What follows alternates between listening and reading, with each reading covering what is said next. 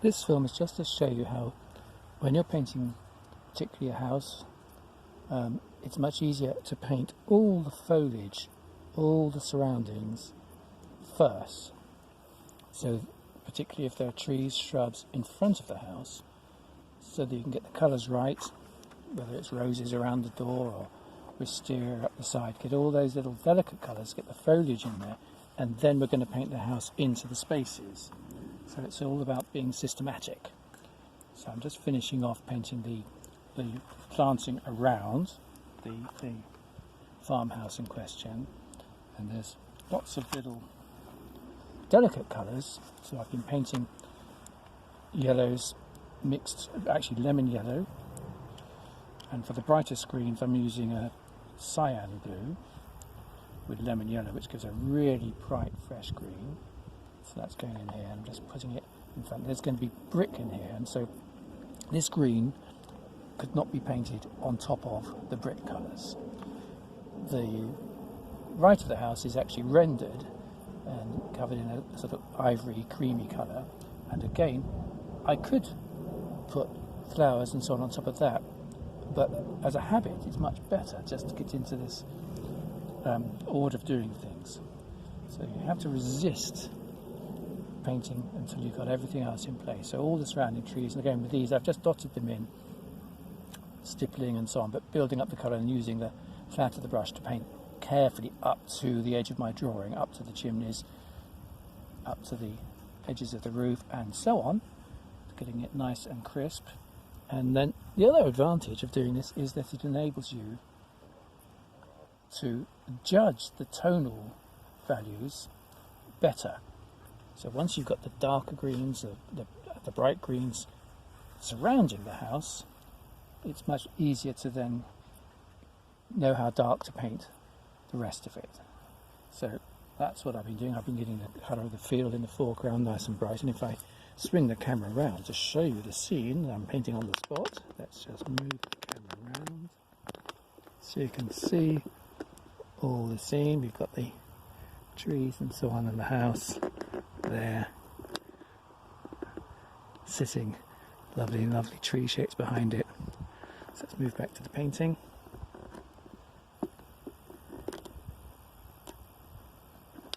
I'm just going to zoom in a bit so you can see. Tilt my camera up a tiny bit.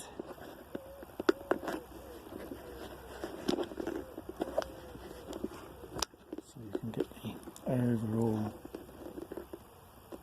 picture. And I'm going to paint some of the house.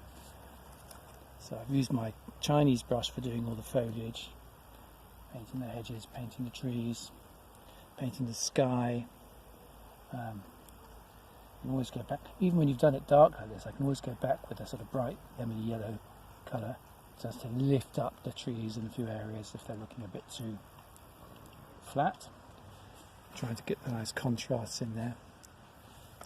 So now I'm going to go over to a flat brush.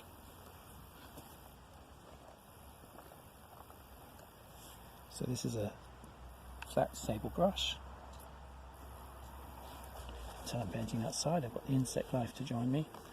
And so now it's very simple to paint things like the roof. I'll just do a bit of that, but then I'll show you how to paint the bricks through the spaces. So when you're painting things like the roof, I'm just using an ultramarine with a little bit of burnt umber in it to paint this very pale slaty colour. There we go, and it's just a painting on to dry very quickly. And then on the left side I'm mixing a slightly darker mix, and actually there's a tiny bit of a sort of purple colour, a hint of purple to the slates. So I'm just putting a little bit of crimson into the mix. And in fact actually there's a hip that's got terracotta on it. That one I'll just come back to that and make that a bit brighter. I'm going to put a bit of that colour onto here, and now I'm just going to make that mix a little bit darker. So I'm just stabbing at the paint. I've got a little puddle of paint in my box. You can see my little pochette here I'm using. So a bit of ultramarine, a little bit of crimson, and burnt umber, and let's just come in a little bit darker. And in fact, we actually have the shadow of the chimney as well, so that's a bit too strong. I'm just adding water to our mix. On it goes, yes, that's okay. Gives a nice contrast. There we go. And that was a tiny bit strong, so I'm just dipping it down, getting my tissue onto it. Just to cut it back a bit. There we go. And I'll put in the terracotta on that. So when it comes to the brickwork, I actually go back to, I'm going to go to, I've got a aquash brush here, but just actually a round pointed brush, because I'm going to mix the colour of the bricks. And I'm just using cadmium red, raw sienna, and a little bit of the blue left over. So we've got the colour of the bricks in here, but what we now do is we paint through the gaps in the, just get an overall colour on the wall, start to draw in the direction of the bricks. Now I'll be picking out a few individual bricky colours in here, to make my colour a little bit brighter, and now I paint into the gaps. And what you'll do is, if you've got thick foliage or whatever, this is actually growing up the side of the house, so there might be some shadows in those gaps too. So we get the main colour on, put the same colour, and I've got it, just going to make a slightly darker version of this bricky colour down this side. Move my water pot so I can get there. Just close it down so I don't splash it. Up and down, so I'm just using my tip of my brush, but I've got to paint in between other areas. There's just a few little features here I'm just leaving out. So now I can put some of those little darker points just in next to the foliage of the tree here. If it comes up a bit harsh, again, you can just touch it with tissue.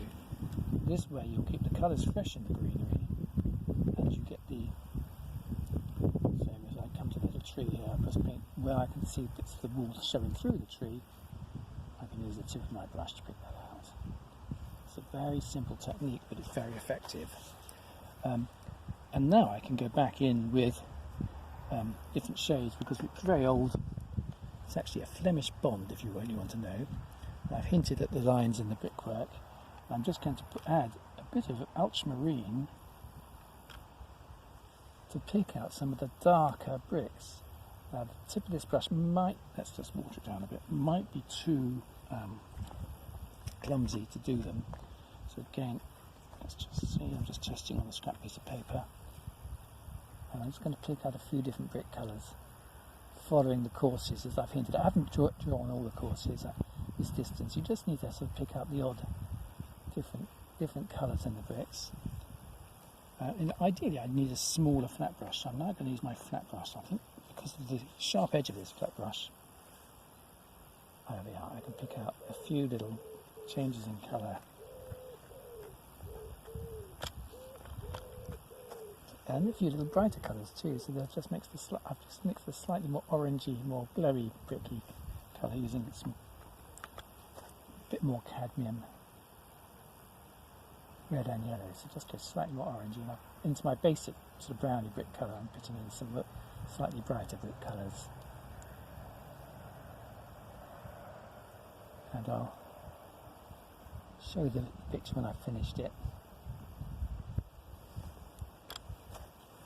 as well, so you can judge for yourself. So you don't have to do too many of these, but here and there. And there's also bricks exposed in this part of the wall, so I'm going to just put that in with my flat brush.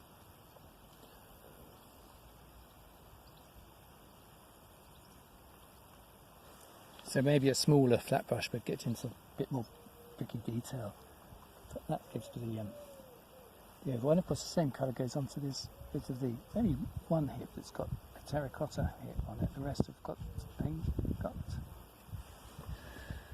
grey hips, and I can use the same colours in the chimneys. And again, you can just pick out the sharp edges of everything. Now you've got the surroundings painted. Interestingly here I actually even painted the sky through the chimney because I know the colours are darker, so the blue of the sky is not going to trouble me when I put some chimney pots on and or the chimneys. But I won't in this video carry on with the building. It's really just to show you this technique of foliage first, building second. Thanks for watching.